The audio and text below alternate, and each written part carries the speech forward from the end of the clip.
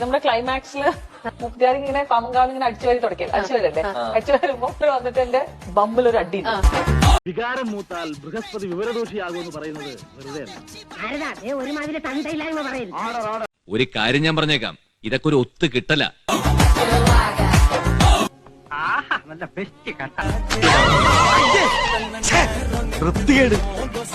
ആണല്ലോ. അത് എത്ര ടേക്ക് എടുത്തത് മാത്രം ചോദിച്ചോ. ഇപ്പൊ പറയുമ്പോ സത്യത്തിൽ ഇന്നലെ എന്താണ് സംഭവിച്ചത്? ഒന്ന് കുനിഞ്ഞു. ഏതോ ഒരു അജ്ഞാത ശക്തി. പിന്നൊന്നും ഓർമ്മയില്ലടോ. രാജുവിടെ ഈ ശ്രീജിത്ത് എന്റെ എങ്ങനെ അടിച്ചടിച്ച് എന്റെ ചന്തി ചുമന്നു. കുറച്ചൊക്കെ ആത്മസംയമനം നമ്മൾ പാലിക്കണം. ആത്മസംയമനം പാലിക്കാഞ്ഞിട്ടല്ല ചേട്ടാ, പിന്നെ മനസ്സ് കല്ലാക്കിയാ ഞാൻ ജീവിക്കണേ.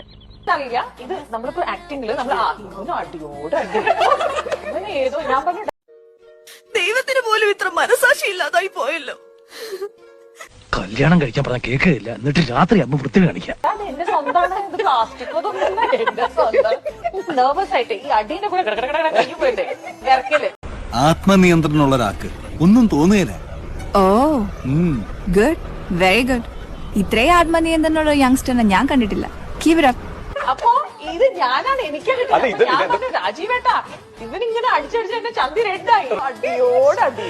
കാമാന്തക, കാമപ്രാന്ത, കാമരാക്ഷസ, കാമപിശാച, കാമരാജ യൂണിവേഴ്സിറ്റി അണ്ടകടാക.